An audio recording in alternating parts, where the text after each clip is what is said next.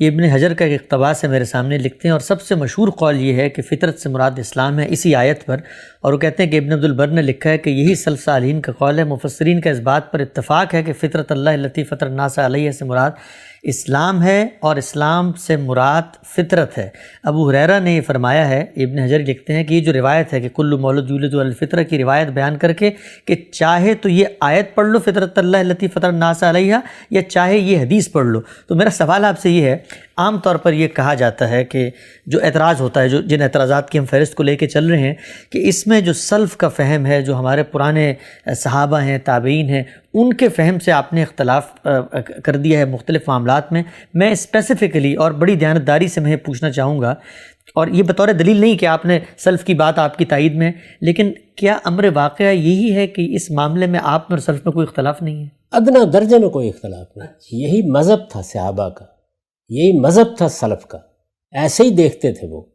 یہ بعد میں بعض چیزیں یونانی منطق کے زیر اثر پیدا ہوئیں، برہانیات کے بعض مقدمات قائم کیے گئے، اس کے نتیجے میں بعض عقلی سوالات پیدا کیے گئے، ان کا جواب دینے کے نتیجے میں ہم نے یہ پرائے شگون پر اپنی ناک کٹوائی ہے۔ ورنہ تو بالکل واضح، بالکل سادہ چیزیں آپ دیکھیں گے۔ میں بعد میں دوسری چیزیں آپ کے سامنے رکھوں گا کہ سلف کیا کہتے ہیں، صحابہ کرام کی تفسیریں کیا ہیں، وہ اسی بات کو ایسے ہی بیان کرتے ہیں۔ تو یہ جو ابو ہریرہ فرما رہے ہیں رضی اللہ تعالیٰ عنہ کہ اگر یہ روایت پڑھ لو اس میں بھی وہی بات ہے اور یہ آیت پڑھ لو اس میں بھی وہی بات ہے، یعنی یہ بات اصل میں تطبیق کر رہے ہیں۔ اور میری بات سن لو تو اس میں وہی بات ہے، یعنی میں بھی یہی کہہ رہا ہوں کہ اس سے مراد ہے اسلام۔ لیکن کون سا اسلام؟ وہ اسلام جو علم بن کے سامنے آتا ہے؟ نہیں، وہ اسلام جو اس کی حقیقت ہے۔ اچھا، وہ حقیقت کیا ہے؟ ہم سب آگے بڑھتے ہیں، جس کو آپ نے فرمایا کہ وہ ایک دوسری آیت میں زیر بحث ہے قرآن مجید کا، وہ کون سا مقام ہے؟ یعنی اب اس کو ہم ڈیکوڈ کریں گے کہ وہ کیا چیز ہے جو فطرت میں رکھی، اجمالاً تھی، تفصیلاً تھی، کیا مبادی ہیں، وہ کہاں پر زیر بحث ہے؟ قرآن مجید میں آپ اس بات سے واقف ہیں کہ یہ بات بڑی وضاحت کے ساتھ بیان کی ہے سورہ اعراف میں کہ وہ لوگ کہ جن کا معاملہ پیغمبروں سے وابستہ نہیں ہو سکا، یعنی وہ اس دنیا میں پیدا ہوئے، وہ جب اس دنیا میں پیدا ہوئے تو ان کے پاس نہ تو کوئی نبوت کی روایت تھی اور نہ انہیں اچھی تعلیم ملی اپنے آبا سے، یعنی آبا منتقل کرتے ہیں نا دین کو، دونوں پہلو ہو گئے۔ یہی سوال آج بھی کیا جاتا ہے، یہی سوال پوچھا جاتا ہے نا کہ انبیاء تو آئی نہیں، انبیاء علیہ السلام کی دعوت ایک خاص علاقے تک محدود رہی، ہمارے پاس محمد الرسول اللہ صلی اللہ علیہ وسلم کی دعوت ہے، دنیا میں جہاں تہاں انسان بس رہے ہیں، ان سے کس بنیاد پر سوال ہوگا؟ اگر اس مقدمے کو آپ مان لیں کہ جب تک پیغمبر کی بات نہیں پہنچے گی اس وقت تک سوال نہیں ہوگا، اس کو مان لیں تو پھر قرآن مجید کے اس مقام کو کیا کریں گے؟ اب یہ سنیے اس میں کیا بیان کیا گیا ہے۔ قرآن مجید یہ کہتا ہے کہ وَإِذْ أَخَذَ رَبُّكَ مِن بَنِي آدَمَ مِن ظُهُورِهِمْ ذُرِّيَّتَهُمْ وَأَشْهَدَهُمْ عَلَىٰ أَنفُسِهِمْ أَلَسْتُ بِرَبِّكُمْ قَالُوا بَلَىٰ شَهِدْنَا أَن تَقُولُوا يَوْمَ الْقِيَامَةِ إِنَّا كُنَّا عَنْ هَٰذَا غَافِلِينَ أَوْ تَقُولُوا إِنَّمَا أَشْرَكَ آبَاؤُنَا مِن قَبْلُ وَكُنَّا ذُرِّيَّةً مِّن بَعْدِهِمْ أَفَتُهْلِكُنَا بِمَا فَعَلَ الْمُبْطِلُونَ وَكَذَٰلِكَ نُفَصِّلُ الْآيَاتِ وَلَعَلَّهُمْ يَرْجِعُونَ۔ یہ قرآن مجید نے اس واقعے کا حوالہ دیا ہے جو انسان کی پیدائش سے پہلے پیش آیا اور اس کو استدلال کے طور پر پیش کیا ہے۔ آپ اس کو پیچھے سے بھی دیکھ لیں، اس کو آگے سے بھی دیکھ لیں۔ فرمایا ہے پیغمبر انہیں وہ وقت بھی یاد دلاؤ جب تمہارے پروردگار نے بنی آدم کی پشتوں سے ان کی نسل کو نکالا اور انہیں خود ان کے اوپر گواہ ٹھہرایا تھا۔ اس نے پوچھا تھا، یعنی یہ واقعہ پیش آیا انسانیت کے ساتھ، اس نے پوچھا تھا کیا میں تمہارا رب نہیں؟ انہوں نے جواب دیا ہاں آپ ہی ہمارے رب ہیں، ہم اس کی گواہی دیتے ہیں۔ یہ عہد کیوں لیا گیا؟ یہ واقعہ کیوں پیش آیا؟ اللہ تعالیٰ نے یہ سوال کیوں پوچھا؟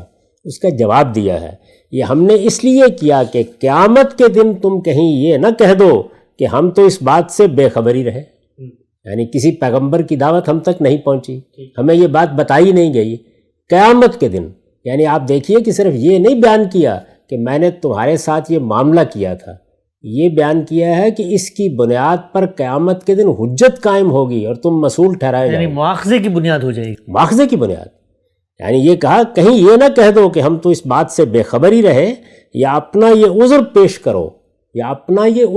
کرو، کہ شرک کی ابتدا تو ہمارے باپ دادا نے پہلے سے کر رکھی تھی اور ہم بعد کو ان کی اولاد ہوئے ہیں۔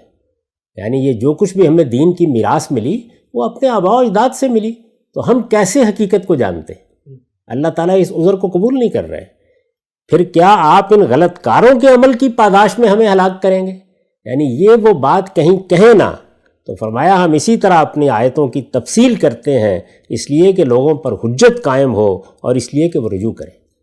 گویا پوری کی پوری بات یہاں بھی دیکھیے، کوئی قرآن مجید نے کسر نہیں چھوڑی، یعنی جو عذر پیش کیا جا سکتا تھا اس کو بھی بیان کر جو عذر پیش کیا جا سکتا تھا یہ واضح کیا کہ توحید کا شعور تم لے کے آئے ہو، یہ واضح کیا کہ یہ ایک واقعہ تھا جو تمہارے ساتھ ہوا، یہ واضح کیا۔ اس وقت ہم یہ بحث نہیں کر رہے کہ اس واقعے کی نوعیت کیا تھی، یہ ہماری یادداشت سے کیوں محو کیا، لیکن فرمایا کیا ہے؟ فرمایا ہے کہ یہ ہم نے سب اس لیے کیا تاکہ تم اس واقعے کی بنیاد پر مسئول قرار پاؤ، تم سے پوچھا جائے، یہ تمہاری فطرت میں ودیت تھا۔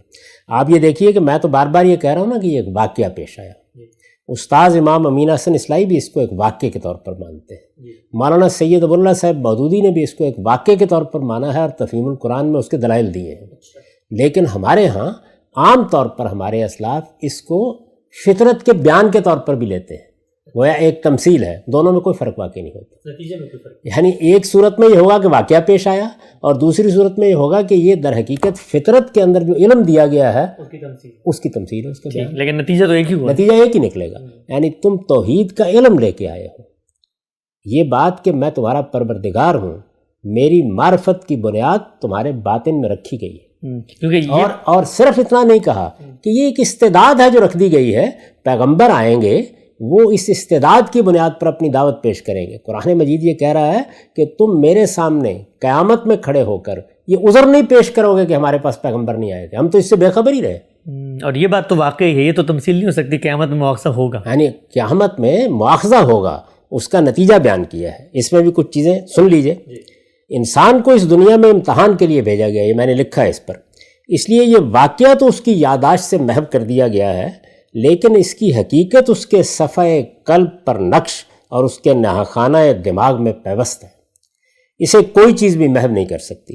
چنانچہ ماحول میں کوئی چیز مانے نہ ہو اور انسان کو اسے یاد دلایا جائے تو وہ اس کی طرف اس طرح لپکتا ہے جس طرح بچہ ماں کی طرف لپکتا ہے، درا حالے کہ اس نے کبھی اپنے آپ کو ماں کے پیٹ سے نکلتے ہوئے نہیں دیکھا۔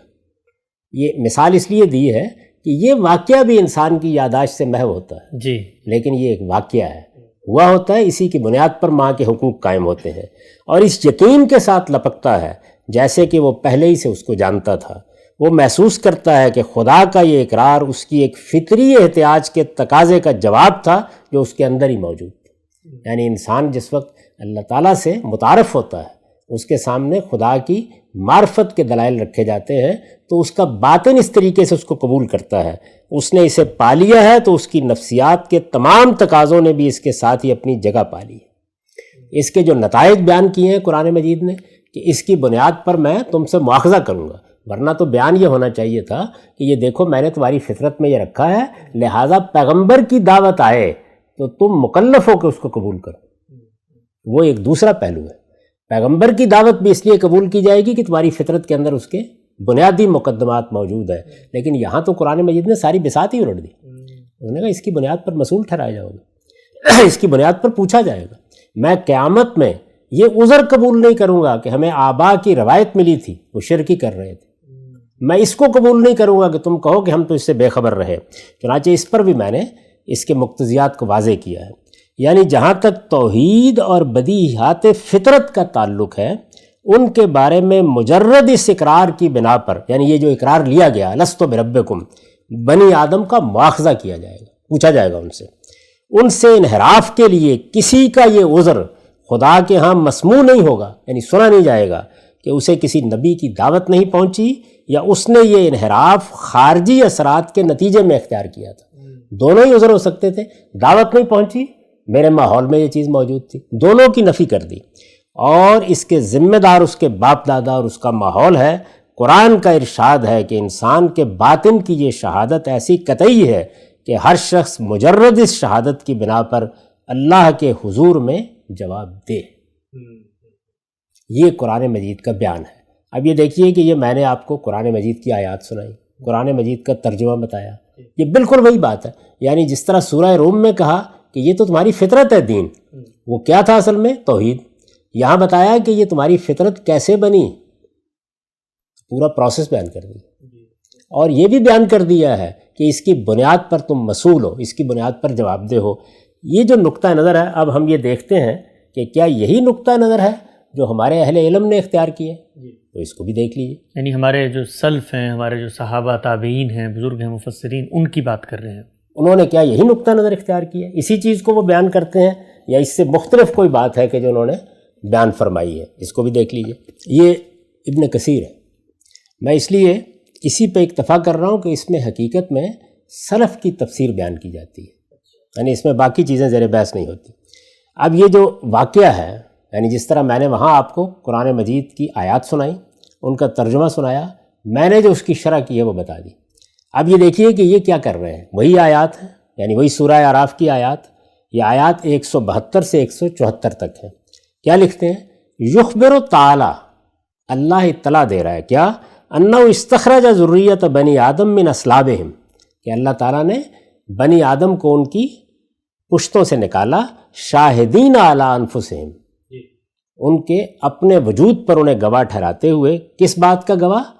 ان اللہ ربہم و ملیکہم، کہ اللہ ان کا رب ہے، وہی ان کا بادشاہ ہے.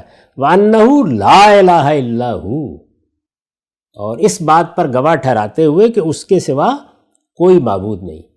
اب یہ چونکہ نقطہ نظر دوسرا رکھتے ہیں کہ یہ فطرت کا بیان ہے، تو کہتے ہیں کما انہ تعالی فطرہم علی ذالک وجبلہم علیہ، یعنی یہ بات گویا اس چیز کو بیان کرنا ہے کہ اللہ تعالیٰ نے انسانوں کو پیدا کیا اس فطرت پر، ان کی تخلیق اس کے اوپر ہوئی ہے، اور اس کے بعد کیا کرتے ہیں؟ اسی آیت کا حوالہ دیتے ہیں. یعنی یہ دیکھا آپ نے کہ وہاں انہوں نے حوالہ دیا اس آیت کا اور یہاں اس آیت کا، دونوں ایک ہی بات ہے. تو کہتے ہیں کہ قال تعالی فاقم وجہک للدین حنیفا فطرت اللہ التی فطر الناس علیہا لا تبدیل لخلق اللہ. تو اب یہ دیکھیے کہ بالکل وہی بات ہے جو انہوں نے بیان کر دی. اس کو بھی آپ لے لیں اور اس کے بعد یہ دیکھیں کہ ہمارے اپنے زمانے میں اب استاذ امام ہیں، آپ ایک مدرسہ فکر کی بات کر سکتے ہیں، لیکن اس حقیقت کا انکار نہیں کر سکتے کہ مولانا سید ابو اللہ صاحب مودودی تو ہماری روایتی علمی پس منظر سے تعلق رکھتے ہیں. اب اس میں دیکھیے کیا لکھتے ہیں. یہ مولانا مودودی کی تفسیر مولانا مودودی ہے. اچھا، اس آیت میں وہ غرض بیان کی گئی، وہی آیت، وہی سورہ اعراف کی آیات جو میں نے ابھی پڑھی آپ کو، ان کا وہی ترجمہ انہوں نے کیا. اس آیت میں وہ غرض بیان کی گئی ہے جس کے لیے ازل میں پوری نسل آدم سے اقرار لیا گیا تھا، اور وہ یہ ہے کہ انسانوں میں سے جو لوگ اپنے خدا سے بغاوت اختیار کریں وہ اپنے اس جرم کے پوری طرح ذمہ دار قرار پائیں. انہیں اپنی صفائی میں نہ تو لا علمی کا عذر پیش کرنے کا موقع ملے اور نہ وہ سابق نسلوں پر اپنی گمراہی کی ذمہ داری ڈال کر خود بری ذمہ ہو سکیں. گویا بالفاظ دیگر اللہ تعالیٰ اس ازلی عہد و میثاق کو، یعنی وہ جو ہماری پیدائش سے بھی پہلے لیا گیا، اس ازلی عہد و میثاق کو اس بات پر دلیل قرار دیتا ہے کہ نوع انسانی میں سے ہر شخص انفرادی طور پر اللہ کے الہ واحد اور رب واحد ہونے کی شہادت اپنے اندر لیے ہوئے ہے. اور اس بنا پر یہ کہنا غلط ہے کہ کوئی شخص کامل بے خبری کے سبب سے یا ایک گمراہ ماحول میں پرورش پانے کے سبب سے اپنی گمراہی کی ذمہ داری سے بالکلیہ بری ہو سکتا. یہ انہوں نے بنیاد بنائی. اس کے بعد ظاہر ایک سوال پیدا ہوتا ہے کہ یہ جو میثاق ہے اس کی یاد کیوں محو کر دی گئی؟ ہمارے اندر اس کی یاد باقی نہیں رہی. اس کا جواب دیتے ہوئے پھر وہ پوری بحث کر ڈالتے ہیں جو آپ فطرت کی کر رہے ہیں، اور ذرا سنیے اس کو. اس کا جواب یہ ہے کہ اگر اس میثاق کا نقش انسان کے شعور اور حافظے میں تازہ رہنے دیا جاتا تو انسان کا دنیا کی موجودہ امتحان گاہ میں بھیجا جانا سرے سے فضول ہو جاتا، کیونکہ اس کے بعد تو اس آزمائش و امتحان کے کوئی معنی ہی باقی نہ رہ جاتے، یعنی جس میں انسان کو ڈالا دکھائی دیا جاتا آپ کو. لہٰذا اس نقش کو شعور و حافظہ میں تو تازہ نہیں رکھا گیا، لیکن وہ تحت الشعور سب کانشس مائنڈ اور وجدان انٹیوشن میں یقیناً محفوظ ہے۔ اس کا حال وہی ہے جو ہمارے تمام دوسرے تحت شعوری اور وجدانی علوم کا حال ہے۔ تہذیب و تمدن اور اخلاق و معاملات کے تمام شعبوں میں انسان سے آج تک جو کچھ ظہور میں آیا ہے وہ سب در حقیقت انسان کے اندر بالقوہ پوٹینشیلی موجود تھا۔ یہی وہ بحث ہے جو ہم کر چکے ہیں۔ یعنی اس طرح ہمارے تمام علوم پیدا ہوتے ہیں، یہ چیز بھی اسی طرح ہے آپ کے اندر۔ خارجی محرکات اور داخلی تحریکات نے مل جل کر اگر کچھ کیا ہے یعنی یہ علوم باہر نہیں پڑے ہوئے، اگر کچھ کیا ہے تو صرف اتنا کہ جو کچھ بالقوہ تھا یعنی جو پوٹینشلی اندر تھا اسے بالفعل کر دیا، وہ سامنے آ گیا۔ یعنی علم آپ کے اندر موجود ہے۔ باقی سارے علوم بھی اسی طرح پیدا ہوئے ہیں، مذہب بھی ایسے ہی پیدا ہوتا ہے، اس فرق کے ساتھ کہ مذہب جیسے ہی بنیاد بناتا ہے تو اللہ کے پیغمبروں کی ہدایت سامنے آ جاتی ہے۔ یہ ایک حقیقت ہے کہ کوئی تعلیم، کوئی تربیت، کوئی ماحولی تاثیر اور کوئی داخلی تحریک انسان کے اندر کوئی چیز بھی جو اس کے اندر بالقوہ موجود نہ ہو ہرگز پیدا نہیں کر سکتی۔ یعنی یہ بات کہ انسان کو خارج سے چیزیں ملتی ہیں اس کی نفی کر رہے ہیں۔ اور اسی طرح یہ سب مؤثرات اگر تمام زور بھی صرف کر دیں، اپنا تمام زور بھی صرف کر دیں، تو ان میں یہ طاقت نہیں ہے کہ ان چیزوں میں سے جو انسان کے اندر بالقوہ موجود ہیں کسی چیز کو قطعی محو کر دیں۔ یعنی نہ خارجی تحریکات آپ کو کوئی نادر چیز دے سکتی ہیں جس کو بالقوہ آپ کے اندر نہیں رکھا گیا، اور جو کچھ بالقوہ اندر رکھ دیا گیا ہے کوئی دنیا کی طاقت اس کو محو نہیں کر سکتی۔ دونوں چیزوں کے بارے میں بیان کر کے کہتے ہیں زیادہ سے زیادہ جو کچھ وہ کر سکتے ہیں، یعنی خارجی محرکات زیادہ سے زیادہ جو کچھ وہ کر سکتے ہیں وہ صرف یہ ہے کہ اسے اصل فطرت سے منحرف کر دیں، پرورجن پیدا کر دیں۔ لیکن وہ چیز تمام تحریفات و تمسیخات کے باوجود یعنی انحراف پر آمادہ کرنے والی چیزیں، مسخ کر دینے والی چیزیں کے باوجود اندر موجود رہے گی، ظہور میں آنے کے لیے زور لگاتی رہے گی اور خارجی اپیل کا جواب دینے کے لیے مستعد رہے گی۔ یہ معاملہ جیسا کہ ہم نے ابھی بیان کیا ہمارے تمام تحت شعوری اور وجدانی علوم کے ساتھ عام ہے۔ یہ ساری بحث جو ہم نے پیچھے کی ہے وہ اصل میں اسی اجمال کی تفصیل، خلاصہ کر دیا اس کا۔ وہ کہتے ہیں وہ سب ہمارے اندر بالقوہ موجود ہیں، یعنی یہ سارے علوم، یہ عمرانیات، یہ سماجیات، یہ حیاتیات، جو علوم آپ نے دریافت کیے ہیں وہ سب ہمارے اندر بالقوہ موجود ہیں، اور ان کے موجود ہونے کا یقینی ثبوت ان چیزوں سے ہمیں ملتا ہے جو بالفعل ہم سے ظاہر ہوتی ہیں۔ ان سب کے ظہور میں آنے کے لیے، یعنی غلط فہمی یہ ہوتی ہے نا کہ یہ خود بخود کیوں نہیں آ جاتی، ان سب کے ظہور میں آنے کے لیے خارجی تذکیر، یاد دہانی، تعلیم و تربیت اور تشکیل کی ضرورت ہوتی ہے۔ اور جو کچھ ہم سے ظاہر ہوتا ہے وہ گویا در حقیقت خارجی اپیل کا وہ جواب ہے جو ہمارے اندر کی بالقوہ موجودات کی طرف سے ملتا ہے۔ بالقوہ موجودات جو موجود ہے، جو ہمارے اندر وہ پوٹینشلی چیزیں رکھ دی ہیں اللہ تعالیٰ نے، یہ اصل میں اس کا جواب ہوتا ہے۔ ان سب کو اندر کی غلط خواہشات اور باہر کی غلط تاثیرات دبا کر، پردہ ڈال کر، منحرف اور مسخ کر کے کالعدم کر سکتی ہیں، مگر بالکل معدوم نہیں کر سکتی۔ اور اسی لیے اندرونی احساس اور بیرونی سعی دونوں سے اصلاح اور تبدیلی ممکن ہوتی ہے۔ وہ کہتے ہیں کہ اگر یہ نہ ہو تو اصلاح اور تبدیلی کا عمل ہی نہیں ہو سکتا، انسان رسپونڈ نہیں کرے گا اس کو۔ ٹھیک یہی کیفیت، یہ پہلے انہوں نے علوم کی بنیاد واضح کی، ٹھیک یہی کیفیت اس وجدانی علم کی بھی ہے جو ہمیں کائنات میں اپنی حقیقی حیثیت اور خالق کائنات کے ساتھ اپنے تعلق کے بارے میں حاصل ہے۔ یہی دین ہے، یعنی وہ علم جو ہمیں کائنات میں اپنی حقیقی حیثیت اور خالق کائنات کے ساتھ اپنے تعلق کے بارے میں حاصل ہے۔ اس کے موجود ہونے کا ثبوت یہ ہے کہ وہ انسانی زندگی کے ہر دور میں، زمین کے ہر خطے میں، ہر بستی اور ہر پشت اور ہر نسل میں ابھرتا رہا ہے، اور کبھی دنیا کی کوئی طاقت اسے محو کر دینے میں کامیاب نہیں ہو سکی۔